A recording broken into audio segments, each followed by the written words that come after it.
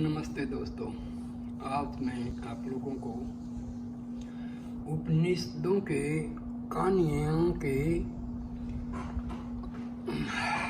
श्रृंखला में एक बहुत ही अद्भुत और बढ़िया कहानी सुना रहा हूँ। कहानी का शीर्षक है इंद्र और विरोचन। पुराणों की विचित्र कथाओं से यह पता लगता है कि भगवान ब्रह्मा के पौत्र और महर्षि मरीचि के पुत्र कश्यप की अनेक स्त्रियां थीं। उनमें दो के नाम थे अदिति और दीति।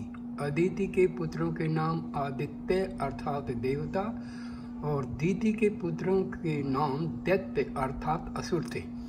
अदिति और दीति में कभी पटती नहीं थी। उनके इस सौतेले भाव की छाप उनकी संतानों पर भी पड़ी। परिणाम यह हुआ कि देवता और दैत्य गण बराबर एक दूसरे को हराने, मारने, पीटने और अपदस्थ करने की ताक में लगे रहते थे। उनका झगड़ा इतना बड़ा चढ़ा था मानो इस संसार में उनका जन्म इसलिए हुआ था। ब्रह्मा और कश्यप के बीच बिचाव से भी इन दोनों सौतेले भाइयों में कभी शांति नहीं रही। समझाने बुझाने से वे और भी उमड़ पड़ते थे और एक दूसरे को समूल नष्ट कर देने की योजना बनाते। इस पारस्परिक कलह का परिणाम बड़ा भीषण होता और सारे देश में खून की नदियां बह जाती। देवताओं के समूह में बड़ा बुद्धिमान और बलवान होने के कारण नाते इंद्र स्वामी माने गए और उनकी ये परंपरा बराबर बनी रही। उसका कारण यह था कि ये लोग आपस में कभी लड़ते भिड़ते नहीं थे। इनकी सामूहिक लड़ाई दैत्यों ही से होती थी। ये आपस में बड़े स्नेह भाव से रहते, पर इनके विपरीत दैत्यों में कभी आपस में ही खुटपुट हो जाती। एक दूसरे को पराजित और अपदस्थ कर अपने को स्वामी बनाने का प्रयत्न करता। उसका परिणाम यह हुआ कि उनके समूह में कभी यह तय नहीं हो पाया कि कौन स्वामी बने। जो सब में बलवान होता वही स्वामी होता है। यही कारण है कि आज तक हमें देवताओं के एक स्वामी इंद्र का विस्तृत इतिहास तो मालूम है, पर दैत्यों या असुरों के स्वामी के नाम भी हम भूल गए हैं। इस जाति या समाज से पद प्राप्त करने के लिए अपने ही भीतर लड़ाई हुआ करती है। वह कभी अपने शत्रुओं को पराजित नहीं कर सकता और धीरे धीरे वे नष्ट हो जाता है। बेचारे दैत्यों का यही हाल हुआ। वह पराजित कर पाताल जाने को विवश किए गए, कई बार देश से निकालकर समुद्र पार भगाए गए और अधिक संख्या में मारकर मृत्यु के घर भेज दिए गए। इधर देवताओं की पारस्परिक प्रीति और सुदृढ़ संगठन का परिणाम यह हुआ कि वह देश विजय ही नहीं सर्व तक के स्वामी बने और मृत्यु को जीतकर अमर कहलाने लगे। सचमुच उनकी मृत्यु कभी नहीं होगी। वे अपने अक्षय यश से सदा जीवित रहेंगे। जिस समय की यह कथा है उसमें सुप्रसिद्ध दैत्यराज प्रहलाद का पुत्र विरोचन दैत्यों का स्वामी था। इसी विरोचन का पुत्र बलि था, जिससे देवताओं के उपाध्यक्ष विष्णु ने वामन रूप धारण कर छल से सारी पृथ्वी दान रूप में मांग ली थी। विरोचन अपनी जाति और देश का बड़ा उपकारी था। वह यह समझता था कि देवताओं से लड़ाई झगड़ा करने में कोई लाभ नहीं है। विनम्र स्वभाव और अनुपम शक्तिशाली होने के कारण वे देवताओं का भी प्रेम पात्र बन गया था। उसके राजत्व काल में देवताओं और दैत्यों में कोई भीषण संघर्ष नहीं हुआ। पीछे चलकर सुरों के स्वामी विष्णु यदि कपट वामन रूप धारण कर बलि को अपदस्थ नहीं करते तो संभव था कि देवताओं और दैत्यों का वह पवित्र पारस्परिक स्नेह भी बहुत दिनों तक शिथिल रहता, जिसको पुण्य आत्मा प्रहलाद ने कायम किया था और नित्य तथा बलवान विरोचन ने दृढ़ किया था। विरोचन और इंद्र में थोड़े दिनों परस्पर बड़ी प्रीति थी, एक दूसरे के लिए जान देते थे। यद्यपि दोनों भाइयों ने अपने अपने राज्य की सीमा बांट ली थी, पर सबकी देख रेख मुख्यतया विरोचन ही करता था। देवता लोग विरोचन की सरलता, निश्चलता और राज्य परिचालन की अपूर्व अक्षमता से भूल से गए कि दैत्यों के साथ उनका कोई पुरातन वैर है। सारे देश में सुख शांति और समृद्धि की बाढ़ सी आ गई। प्रजा और राजा दोनों वर्गों की कलुषित भावनाएं धुंधल गई। एक बार विरोचन और इंद्र बैठे बैठे बातें कर रहे थे। बातचीत के प्रसंग में ब्रह्म और जीव के ऊपर दोनों अड़ गए। बड़ी देर तक विचार हुआ, कुछ निश्चय नहीं उसका। इस शरीर में बोलने लगे, खाने पीने और चलने वाला जीव वास्तव में क्या है। अनेक तर्क वितर्क उन दोनों में हुए, पर यह बात इतनी सरल तो थी नहीं। जितनी ही वह तर्क करते गए उतनी ही बात भी उलझती चली गई। राजकाल से अवकाश था ही नहीं। कई दिनों तक इस विषय में उनकी बातें चलती रही, पर कोई निश्चय नहीं हो पाया कि वास्तव में ब्रह्म क्या है और जीव क्या है। आखिरकार इस विषय को सुलझाने के लिए उन्होंने भगवान ब्रह्मा के पास जाने का इरादा पक्का किया। दूसरे दिन प्रातःकाल विरोचन और इंद्र प्रजापति बलवान ब्रह्मा के आश्रम में पहुंचे। उसमें विरोचन का ओजस्वी बलवान शरीर राज चिन्ह से सुशोभित था। उसके उन्नत विशाल और ललाट पर मणि में किरीट की किरणें चमक रही थी। कान के चंचल कुंडल मुख छवि को और भी आकर्षक बना रहे थे। उसके कंधे पर एक रेशमी दुपट्टा शोभायमान था और बलिष्ठ भुजाओं में बेयोर की चमक बिजली की भ्रांति हो रही थी।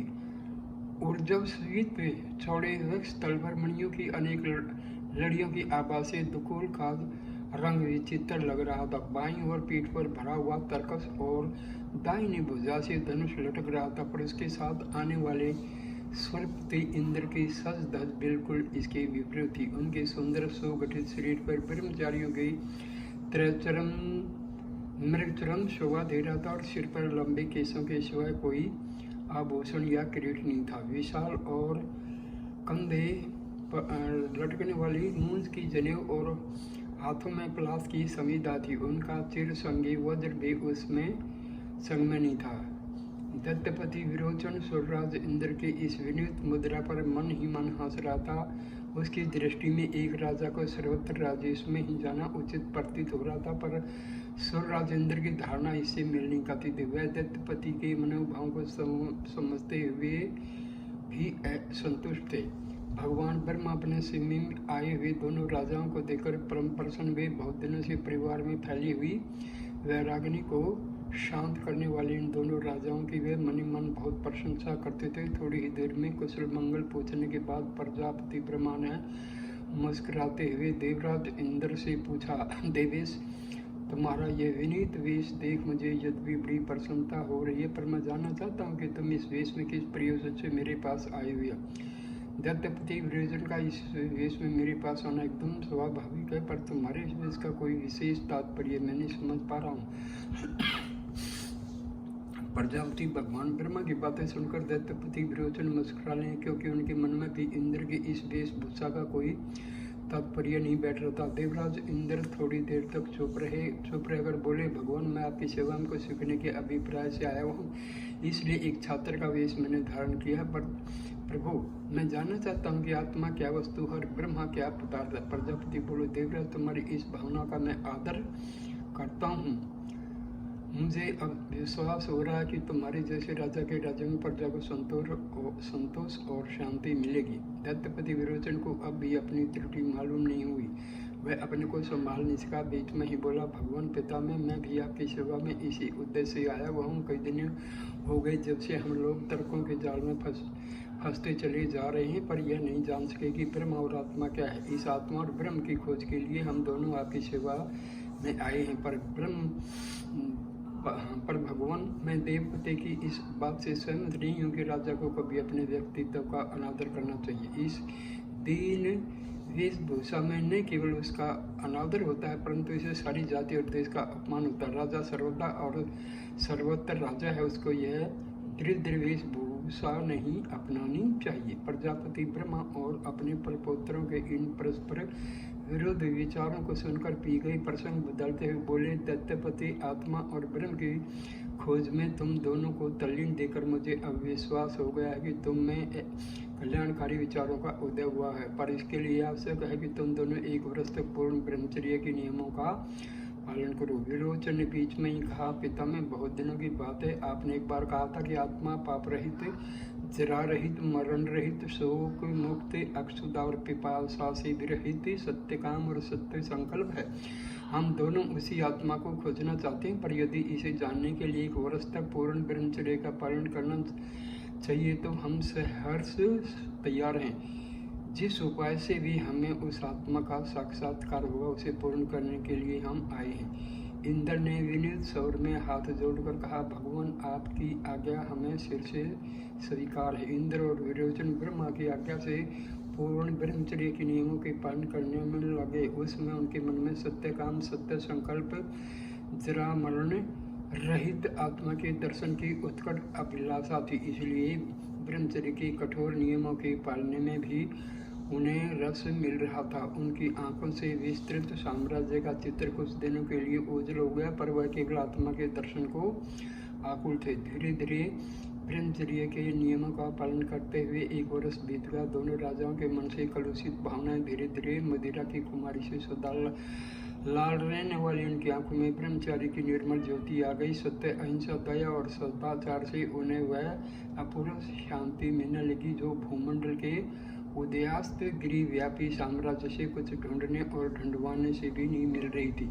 प्रजापति को जब यह ज्ञात हुआ कि इंद्र और विरोचन के 1 वर्ष पूरे हो गए, तब उन्होंने एक दिन प्रातःकाल समय बुलाकर कहा, वत्स तुम्हारी साधना मैं समझता हूँ पूरी हो गई। तुम्हें मैं ब्रह्म के स्वरूप का संकेत कर रहा हूँ, सावधानी से सुनो।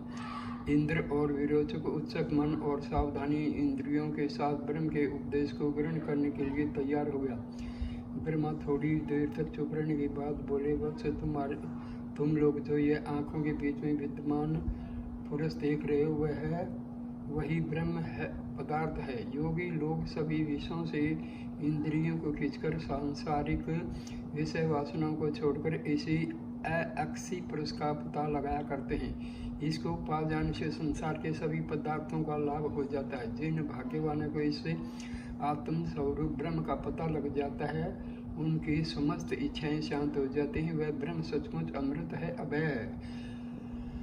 बहुत सावधान रहने पर भी इंद्र और विरोचन प्रजापति ब्रह्मा के इस संक्षिप्त उपदेश का यथार्थ मर्म समझने के उन दोनों ने यह समझा कि अक्षी पुरुष का अर्थ है आंख में जो मनुष्य का प्रतिबिंब पड़ता है, वह उसी प्रतिबिंब को ब्रह्म मानकर उन दोनों ने फिर हाथ जोड़कर कहा, भगवान पिता में वह पुरुष तो अच्छी तरह से चमकने वाला तलवार में, दर्पण में तथा जल में भी दिखाई पड़ता है, तो क्या वह सर्वत्र ब्रह्म है?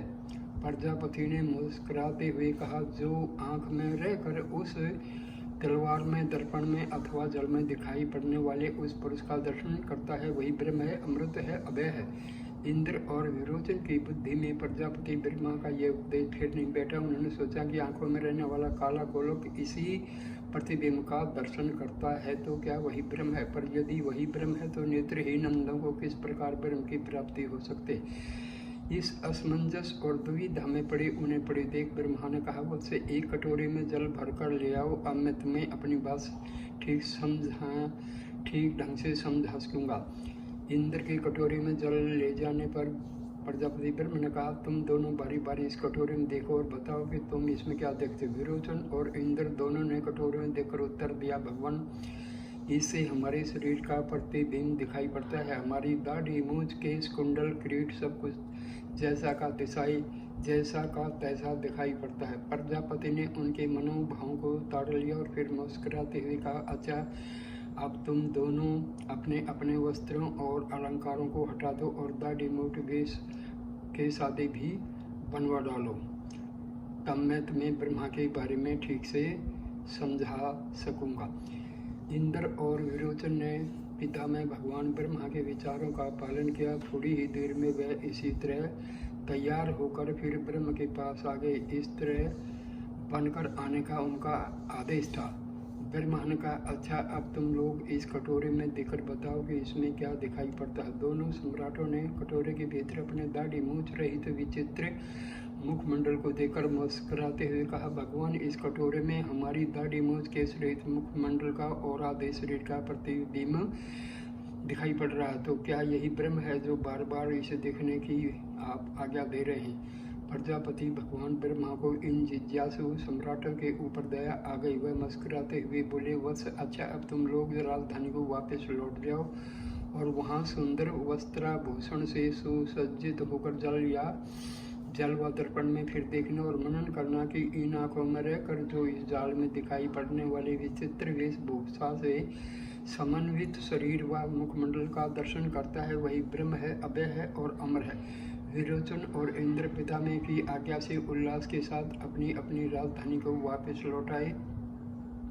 उसमें उनके मन में ब्रह्म के प्रति विचित्र कल्पनाएं हो रही थी। वह इसी उधेड़ वन में लगे हुए थे कि इतनी आसानी से जानने योग्य ब्रह्म के पीछे यह ऋषि मुनि लोग क्यों इतने परेशान रहते हैं। संसार से विरक्त होने की इन्हें क्यों आवश्यकता पड़ती है। लोक पिता में प्रजापति भगवान ब्रह्म को यह विदित हो गया कि इन दोनों सम्राटों के मन में अभी पूर्ण शांति नहीं प्राप्त हुई है और वह फिर कभी अशांत होकर वापस लौटेंगे। उधर अपनी अपनी राजधानी में पहुंचकर विचित्र बहुमूल्य वेशभूषा से सुसज्जित होकर इंद्र और विरोचन ने दर्पण में अपना अपना प्रतिबिंब फिर से देखा। वह ब्रह्म के वास्तविक तथ्य को नहीं समझकर केवल इतने ही समझ सके कि इस दर्पण में विविध वस्त्रों एवं अलंकारों से सुशोभित दिखाई पड़ने वाले प्रतिबिंब का वास्तविक रूप यह हमारा शरीर ही ब्रह्म है। किंतु देवराज इंद्र विस्मय में पड़ गए, क्योंकि उन्हें ब्रह्मा के उपदेश और अपने अनुभव में बड़ी असंगति दिखाई पड़ रही थी। दैत्यपति विरोचन में तो यह विश्वास जम गया कि इस सुंदर वस्त्राभूषण से सुसज्जित शरीर को छोड़कर संसार में ब्रह्म नाम की किसी दूसरी वस्तु का नहीं है। इस शरीर की ही सब प्रकार से सेवा करनी चाहिए। इसके सिवाय संसार में कोई दूसरा चेतन ब्रह्म नहीं है। यह शरीर ही ऐसा पदार्थ है जिसकी सेवा से इस लोक में सर्वत्र सुख मिल सकता है, संतोष और शांति मिल सकते हैं। इसलिए तनिक सी असावधानी हो जाने पर शरीर रुग्ण हो जाता है और इतना कष्ट होता है। इस शरीर की सेवा में जो कुछ भी हो सके लगा देना चाहिए। यही शरीर ही ब्रह्म है और जब तक शरीर है तभी तक ब्रह्म है। इस विचारधारा में बहकर दैत्यपति विरोचन ने अपनी जाति वालों को बुलाया और उन्हें इस शरीर को ब्रह्म मानकर उसकी प्रसादना और बनाव श्रृंगार में लगे रहने की शिक्षा दी। निर्बुद्ध दैत्यों के मन में विरोचन की शिक्षा का ऐसा प्रभाव पड़ा कि वह उसी दिन से शरीर की उपासना में लग गई। विविध प्रकार के वस्त्र, आभूषण, भोजन, शयन, मदिरा पान, सुंदर स्त्री, सुंदर वाहन, धन और संपत्ति जुटाने की होड़ में भी लग गए। उनके जीवन की धारा ही बदल गई। वह धीरे धीरे असंतोष और अशांति की चक्की में पिसने लगे।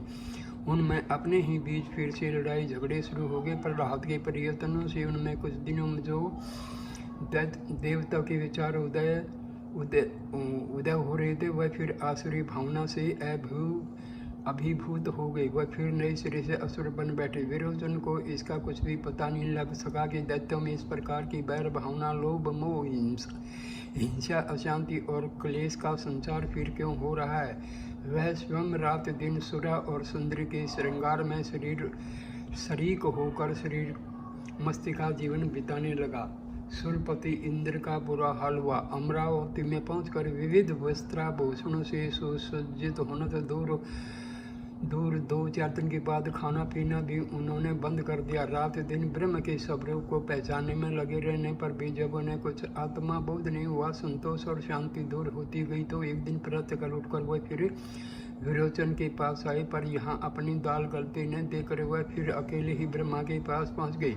उस समय प्रजापति भगवान ब्रह्मा स्वयं ब्रह्म की उपासना में लीन थे। ब्रह्मा के समीप पहुंचकर सूर्यपति इंद्र के मन में यह विचार सहसा उत्पन्न हुआ कि लोक पिता में भगवान ब्रह्मा स्वयं इस तरह आंख मूंद कर ध्यान मग्न में हैं और अपने शरीर की कोई चिंता नहीं करते, न इनके शरीर पर कोई सुढंग से वस्त्र है, न कोई आभूषण है, तो निश्चय ही वह ब्रह्म इस शरीर से तो पृथक है। शरीर के साथ उसका संबंध नश्वर है। इसलिए जल में प्रतिबिंब देखने की बात पर वह बार बार सोचता और किसी न किसी विस्मयजनक स्थिति में फंस जाता। किंतु इस बार के विचार और मन में सच्ची जिज्ञासा की लगन से उसमें सत्य सिद्धांत का कुछ उदय हो चला। उसने यह जान लिया कि जिस प्रकार इस शरीर को वस्त्र तथा आभूषणों से सुसज्जित कर लेने पर जल या दर्पण में प्रतिबिंब भी उसी प्रकार सुसज्जित दिखाई पड़ता है, और दाढ़ी, मूंछ तथा वस्त्र अलंकार से रहित होने पर प्रतिबिंब को दाढ़ी, मूंछ और वस्त्र अलंकार से रहित देखते हैं। ऐसे ही यदि इस सुंदर शरीर में से आँख, कान, नाक आदि बाहरी इंद्रियों को काट कर फेंक दी जाए तो उसका प्रतिबिंब भी आँख, कान, नाक आदि से हीन दिखाई पड़ेगा। इस तरह से तो यह छाया या प्रतिबिंब दिखाई पड़ने वाली चीज़ नश्वर मालूम पड़ती है, क्योंकि जब सब का सब शरीर नष्ट हो जाएगा तो उसका प्रतिबिंब भी नष्ट हो जाएगा। किंतु प्रजापति भगवान ब्रह्मा ने उसे अमर, अजर और अभय बतलाया है।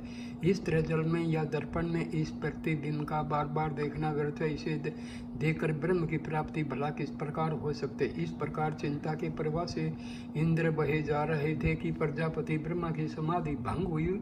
अपने आसन से उठकर वह कमंडलू लेकर खड़े हुए सुरपति ने विनीत भावना से जाकर उनका चरण स्पर्श किया। मुस्कुराते हुए प्रजापति ब्रह्मा ने पूछा, वत्स इतनी शीघ्रता से राजधानी छोड़कर तुम क्यों चले आए? तुम्हारे सदा प्रसन्न रहने वाले मुखमंडल पर यह चिंता की रेखाएं क्यों खींची हैं? मैं जानना चाहता हूँ कि तुम किस आपत्ति में ग्रस्त हो। सुरपति इंद्र ने अपने सहज गंभीर स्वर में निवेदन किया, प्रजापति आपने छाया पुरुष के दर्शन की बातें बतलाकर ब्रह्म प्राप्ति का जो साधन सिखाया था उसके द्वारा मुझे शांति नहीं मिल रही है। इस प्रकार उसे अमर, अजर और अभय ब्रह्म की प्राप्ति ही मेरे जीवन की सबसे बड़ी चिंता है और सबसे बड़ी समस्या है। उसके आगे मुझे संसार में अब कोई चीज़ भी नहीं सुहा रही है। भगवान मेरे ऊपर कृपा कीजिए। ब्रह्मा बोले, वत्स इंद्र, तुम्हारी सच्ची जिज्ञासा और लगन देखकर मुझे प्रसन्नता हो रही है, पर मैं यह देखकर विस्मय में पड़ा हुआ कि इस बार तुम्हारे साथ दैत्य सम्राट विरोचन क्यों नहीं आया? तुम्हारी और उसकी मित्रता तो सारे जगत में प्रशंसा का एक मुख्य विषय बनी रही है। क्या तुम उस ब्रह्म ज्ञान की प्राप्ति में साथ नहीं रखना चाहते? सुरपति ने विनीत स्वर में कहा, भगवान मैं इस बार भी दैत्यपति विरोचन के पास गया था और अपनी सारी मानसिक व्यथा भी कह सुनाई थी, पर वे सहमत नहीं हुए। उनके मन में शरीर को ही आत्मा या ब्रह्म तत्व मान लेने की बात अच्छी तरह बैठ गई है। सारे दैत्यों को बुलाकर वे अपनी इस मत का प्रचार भी कर रहे हैं। मैं उन्हें किसी प्रकार भी इस मत से डिगा नहीं सका, यद्यपि अपनी सब शंकाएं भी उन्हें सुना दी थी। ऐसी स्थिति में उन्हें साथ न रखने की बात ही नहीं उठती। वे मेरे सच्चे मित्र और किसी प्रकार भी उनसे छल करना मुझे अभिप्रेत नहीं है।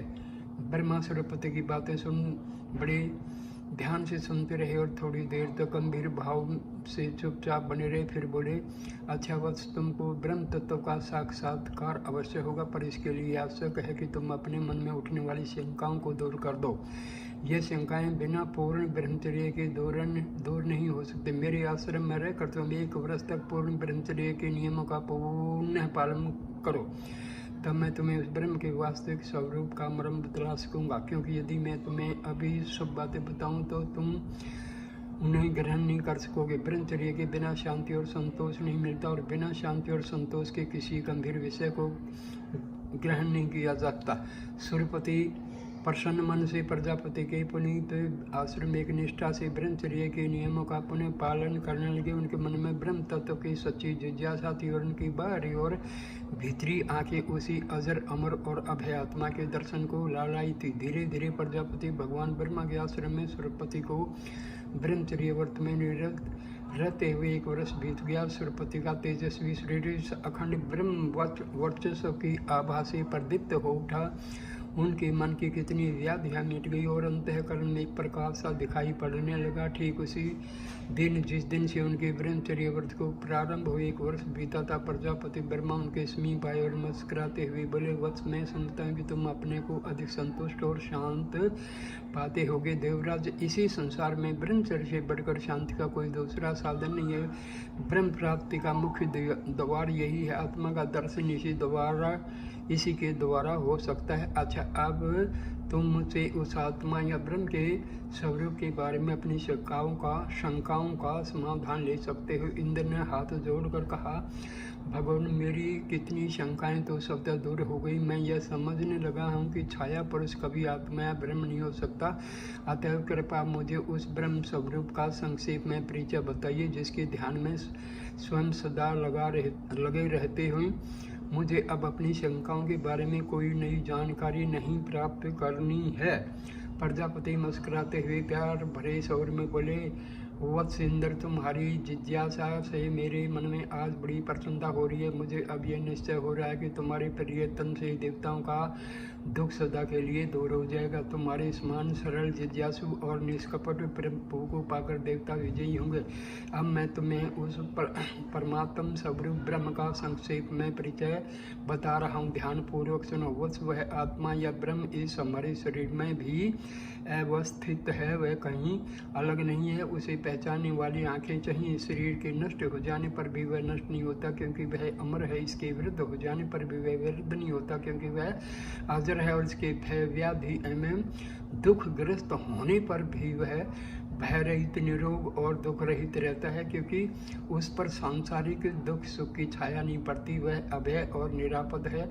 इंद्र ने सकुचाते हुए विषय को स्पष्ट करने की इच्छा से निवेदन किया, भगवान, मैं उस आत्म तत्व का दर्शन किस प्रकार कर सकता हूँ? क्या उसे मैंने कभी देखा है? ब्रह्म बोले, वत्स, जल या दर्पण में छाया पुरुष को दिखाते हुए मैंने बताया था कि जो इन आंखों में रहकर वो छाया का दर्शन करता वही आत्मा या ब्रह्म है। उसे दूसरे उदाहरण द्वारा पुनः बतला रहा हूँ, सुनो। सोपन में तुम अपनी सैया पर पड़े रहकर भी सोपन की अवस्था में जिसको देखते हो, अर्थात जो सोपन में भी इसी शरीर के द्वारा अनेक प्रकार के सुख और दुख का अनुभव सा करता है, वही आत्मा है, वही ब्रह्म है, और उसे ही अमृत और अभय भी कहते हैं। इंद्र ने थोड़ी देर सोचने के बाद कहा, भगवान, किंतु इस बात से मेरे मन में यह संदेह उठ रहा है कि सोपन की अवस्था में भी मनुष्य उसी शरीर से ही सुख दुख आदि का अनुभव करता है। इस देह के नित्य रहित होने पर भी सोपन में विविध प्रकार के दृश्य दिखाई पड़ते हैं। अंधा भी नित्य सुख का आनंद उठाता है। इसी शरीर का कोई भी रोग या दोष सोपन में आत्मा से संबंध नहीं होता। शरीर का बुढ़ापा या जबर आदि कोई रोग सोपन में नहीं दिखाई पड़ता। इससे यह तो स्पष्ट हो जाता है कि शरीर का कोई भी रोग दोष आत्मा से लिप्त नहीं होता। पहले मैंने जाना था कि शरीर का विनाश होने पर छाया आत्मा विनष्ट हो जाती है, किंतु अब यह स्पष्ट रूप में जान गया कि शरीर की अवस्था बदलने पर भी स्वप्नावस्था की आत्मा की अवस्था नहीं बदलती। भगवान, किंतु इस पर भी आत्मा की निर्भयता की बात समझ में नहीं आई, क्योंकि जब हम स्वप्न में अपने किसी प्रियजन की मृत्यु देखते हैं तो स्वप्नात्मा को भी रोता हुआ पाते हैं। और इधर आपने ये कहा कि आत्मा अभय है।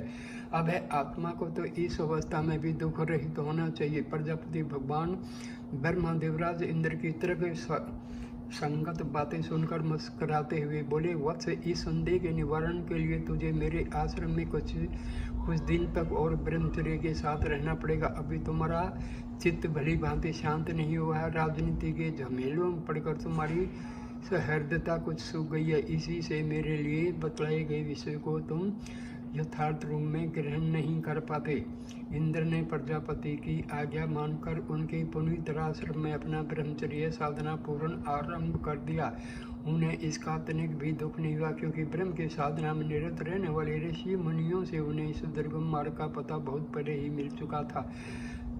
शांत मन, संयत इंद्रिय और शुद्ध अंतकरण से वे ब्रह्मचर्य के नियम में निरत रहकर ब्रह्म के साक्षात्कार का चिंता में पड़ने लग गए। कुछ समय बीत जाने के बाद प्रजापति ने उचित अवसर जानकर एक दिन प्रातःकाल समाधि से विरत होकर देवराज को अपने समीप बुलाया और पूछा, वत्स, अब मैं तुम्हें समझता हूँ कि तुम अपनी शंकाओं का निराकरण मुझसे कर सकते हो। देवराज ने विनीत भाव से हाथ जोड़कर कहा, भगवान, मेरे मन में अब कोई शंका नहीं है, केवल ब्रह्म का यथार्थ रूप मुझे बतलाने की कृपा करें। पिछली बार आपने जो ये बताया था कि स्वप्न अवस्था में जिसको देखते हो वही अमर, अजर और अभय ब्रह्म आत्मा है, इससे मैं इस विषय को नहीं समझ सका कि आत्मा किस प्रकार निर्भय, क्योंकि स्वप्न अवस्था में वह सुख दुख सुख आदि का अनुभव करती है। कृपया इसी विषय को विस्तार सहित मुझे बताए। प्रजापति ब्रह्म ने गंभीरता से कहा, वत्स, इस विषय को मैं बतला रहा हूँ, सुनो। स्वप्न की अवस्था साधारण रीति से दो प्रकार की होती है। एक तो वह जिसमें विविध कार्यकलापों का अनुभव सा होता है, दूसरी वह जिसमें विषय या उससे संबंध रखने वाली इंद्रियों ज्ञान कुछ भी नहीं रहता। उस प्रगाढ़ निद्रा या सुषुप्ति की अवस्था में कोई कार्यकलाप नहीं होता। वह जो आनंदमय अवस्था है वही सच्चे अर्थ में ब्रह्म का पूर्ण स्वरूप है, जिसको तुमने जल व दर्पण में प्रतिबिंबित होते हुए आँख के द्वारा देखा है, जिसको स्वप्न में भी क्रियाशील या सुख दुख आदि का अनुभव करते हुए देखा है, वह वही इस सुषुप्ति अवस्था में सत्य रूप से वर्तमान रहता है। यही ब्रह्म या आत्मा है। अजर, अमर और अभय आदि उपाधियां इसी से संबंध रखती हैं। देवराज ब्रह्म ने विस्मय प्रकट करते हुए कहा, पर भगवान उस सुषुप्ति अवस्था में जब आत्मा सत्य रूप से वर्तमान रहती है तो उसे अपनी सत्ता का बोध क्यों नहीं होता, अर्थात वह मैं आत्मा हूँ इस तरह का अनुभव क्यों नहीं करती। जागृत या सोपन अवस्था की तरह इस सुषुप्ति अवस्था में भी वस्तु ज्ञान क्यों नहीं रहता। यदि ऐसा ही है तो फिर इस तरह क्यों न मान लिया जाए कि उस सुषुप्ति अवस्था में आत्मा एकदम रहती ही नहीं, वह विलुप्त हो जाती, पर आप कहते हैं कि वह अजर अमर है। भगवान, ये बात तो मेरे मन में कुछ नहीं बैठ रही, कृपा से स्पष्ट रूप में मुझे पढ़ने समझाइए।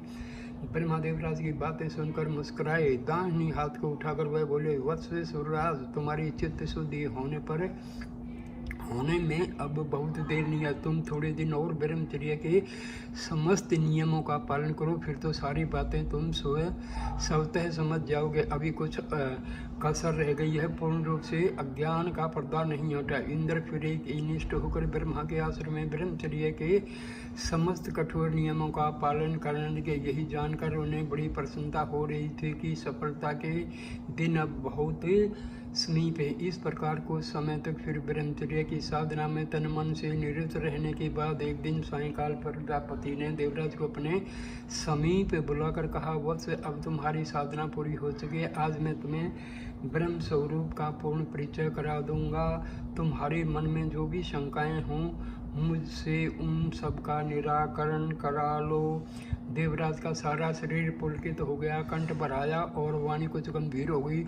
हाथ जोड़कर बोले, भगवान, मैं यही जानना चाहता हूँ कि विनाशी शरीर में रहने वाली आत्मा अविनाशी किस तरह हुई। इसकी अमरता पर मुझे भारी संदेह हो रहा है। कृपया इस संदेह का निवारण कर मुझे कृतार्थ कीजिए। प्रजापति बोले, वत्स, इस आत्मा का कभी विनाश नहीं होता। विनाशी तो यह शरीर है जिसे जैसा कि तुम प्रतिदिन देखते हो कितने लोग मरते और नवीन शरीर धारण करते रहते हैं।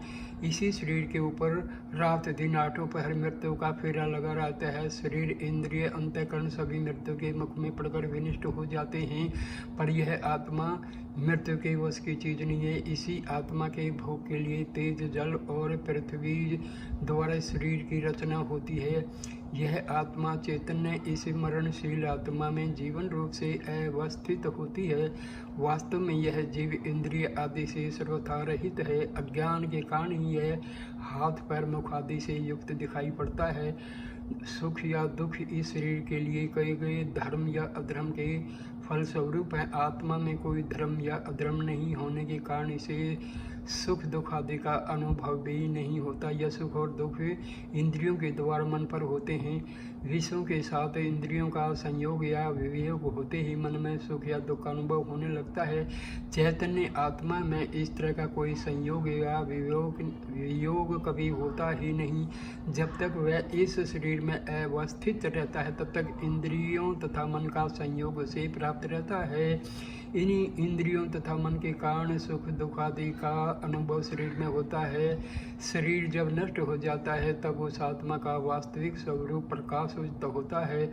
उस समय सुख और दुख आदि की कोई कल्पना भी नहीं होती। पर्वत से वह आत्मा शरीर की उस अवस्था में भी निर्मल और निर्वच्छन आनंद स्वरूप रहती है। वह सर्वदा अपरिवर्तनीय, नित्य और एकमात्र आनंद स्वरूप है। विषयों से उत्पन्न होने वाले सुख दुख उसी आनंद का कुछ थोड़ा सा परिचय देते हैं। जिस प्रकार सूर्य का स्वरूप प्रकाश करना होता है, न कि इस वस्तु को प्रकाशित करना या उस वस्तु को प्रकाशित करना, उसी प्रकार आनंद ही आत्मा का स्वरूप है। यह कान का सुख था या वह नेत्र का सुख सब आत्मा के आनंद का सच्चा स्वरूप नहीं है, बल्कि उसी के अंतर्भूत है। देवराज बीच में ही हाथ जोड़कर बोल पड़े, भगवान, मैं यह जानना चाहता हूँ कि आत्मा तीनों जागने, स्वप्न देखने का तथा प्रगाढ़ निद्रा में सोने की अवस्थाओं में किस प्रकार इस शरीर में अवस्थित रहती है।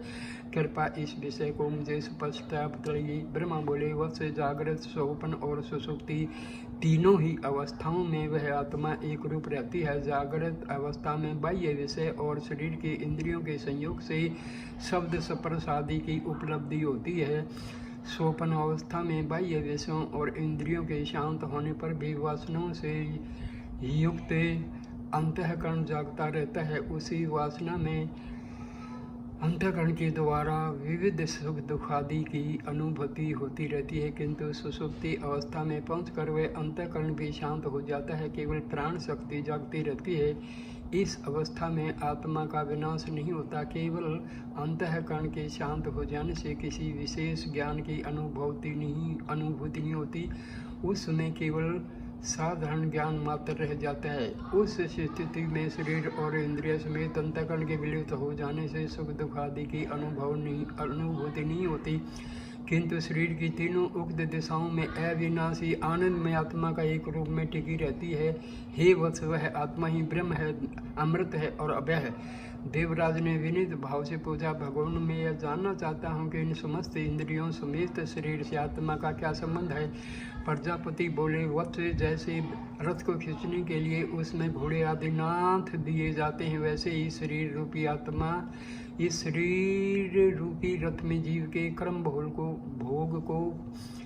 फल को भोगने के लिए इंद्रियां, मन और बुद्धि आदि नियुक्त हैं। राजा जैसे अपने मंत्री को राज्य के अधिकार में नियुक्त करता है, वैसे ही ईश्वर जीव को दर्शन, श्रवण आदि व्यापारों में नियुक्त करता है। जिस प्रकार रथ आदि अचेतन पदार्थों में चेतन सारथी के द्वारा क्रिया संपादित होती है, उसी प्रकार चैतन्य आत्मा के द्वारा जड़ इंद्रियादि में क्रिया करने की शक्ति हो जाती है। जीव की मुख्य दो शक्तियाँ होती हैं, पहली है विज्ञान शक्ति यानी मन, और दूसरी है क्रिया शक्ति यानी प्राण। कान, आँख आदि इंद्रिया उसी प्राण शक्ति से ही अंश या परिणाम है। यह समस्त इंद्रियां विषयोपलब्धि की साधन है। इस प्रकार इस शरीर में रहकर जो इंद्रियों द्वारा विषयों का ज्ञान लाभ करता वही जीव है। उसी के सूंघने के लिए नाक, देखने के लिए आंखें, बोलने के लिए वाणी, सुनने के लिए कान और चिंतन आदि करने के लिए मन है। ज्ञान ही इस आत्मा का सच्चा स्वरूप है और यह इंद्रियां ज्ञान प्राप्ति के द्वार हैं। इस विषय को मैं समझता हूँ कि अब तुम सब अवगत कर चुके हो। यदि तुम्हारे मन में कोई शंका या गांठ अब भी बनी हो तो निसंकोच मेरे सामने उसे प्रकट करो। हे वत्स, तुम्हारे जैसे योग्य पात्र के लिए मेरे पास कुछ भी गोपनीय नहीं है। इंद्र कृतार्थ होकर प्रजापति ब्रह्मा के चरणों पर गिर पड़े। उनके नेत्रों में हर्ष के आंसू छलक पड़े और हृदय में उल्लास की बाढ़ सी आ गई। प्रजापति ने देवराज को अपने दोनों हाथों से उठाकर गले लगा लिया और पीठ पर दाहिना हाथ फेरते हुए कहा, वत्स, तुम्हारा कल्याण हो। जाओ, देवगण तुम्हारी उत्सुक आंखों से प्रतीक्षा करते होंगे। इसी ब्रह्म विद्या के गुप्त रहस्य को बतलाकर तुम उन्हें अमर बना दो। सांसारिक बाधाओं से उनका भय मिटा दो। तुम्हारा मार्ग मंगलमय हो। देवराज इंद्र प्रजापति भगवान ब्रह्मा से जब ब्रह्म विद्या के इस गुप्त रहस्य को भली भांति अवगत करके अपनी राजधानी को वापस लौट रहे थे तो उन्हें बीच मार्ग में ही दैत्यों के स्वामी विरोचन की दुर्दशा मालूम हुई। शरीर को आत्मा या ब्रह्म मानने वाले दैत्यों ने अपने सारे राज्य में खून खराबी मचा दी थी। अधिकार और विषय भोग की लालसा में वह अपने पूरे असुर बन बैठे थे। न उन पर विरोचन की कोई हुकूमत थी, न विरोचन को ही उनके कल्याण की कोई चिंता थी। छोटे बड़े राजा प्रजा सब अपने अपने स्वार्थ में अंधे होकर परमार्थ को भूल बैठे थे। इसी प्रकार सुरपति इंद्र और दैत्यपति विरोचन ने प्रजापति ब्रह्मा से प्राप्त अपनी अपनी ब्रह्म विद्या द्वारा अपने अपने समाज का नेतृत्व किया। एक ने शरीर को नश्वर मानकर अमर और अभ्यात्मा की उपासना कर अमरत्व की प्राप्ति की और अपनी सारी प्रजा को अमर बनाया। दूसरे ने अविनाशी आत्मा की उपेक्षा कर नश्वर शरीर की उपासना में ही निरत रहकर स्वयं विनाश की प्राप्ति की और सारी प्रजा को भी असुर अथवा स्वार्थी और पाप कर्म में निरत रहने वाला बनाया। तो दोस्तों, ये थी ब्रह्मा द्वारा इंद्र का ब्रह्म ज्ञान प्राप्ति की कथा। विरोचन शरीर को ही ब्रह्मा मान चुके थे, आत्मा मान चुके थे, मगर इंद्र तो बुद्धिमान थे। उनके अंदर अध्यात्म के तत्व जागे हुए थे। उन्होंने सही रूप में ब्रह्मा से जो गुप्त ब्रह्म विद्या है उसको सीखा। सो दोस्तों शुक्रिया, आपने बड़े शांति और प्यार से ये वीडियो देखा। अपने बच्चों को, दोस्तों को, परिवार वालों को, साथियों को ये कथा सुनाइए और ज़्यादा से ज़्यादा लोगों के पास ये जो है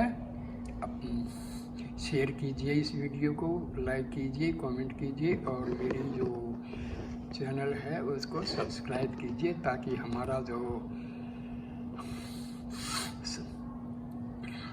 हमारा धर्म है, हमारी जो परंपराएं हैं, हमारी जो संस्कृति है वो बढ़ती रहे। शुक्रिया, नमस्कार दोस्तों, थैंक यू, नमस्कार।